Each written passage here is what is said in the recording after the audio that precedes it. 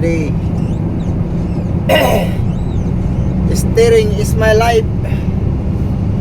Sabot mo? Kung wala itong steering, hindi ako mabubuhay. Paano ako magkapira? So kailangan ko hawak palagi ang manubila para ako makapira.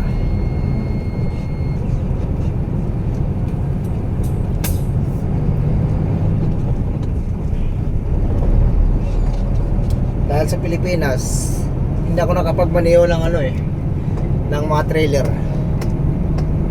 Kasi mahirap talaga apply ng trailer sa Pilipinas. Madadamot yung mga dun. 500 lang per biyahe. Pero dito, ay nako,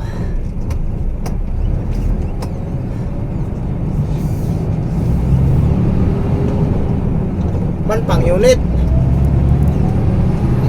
Pilipinas, yakman, los.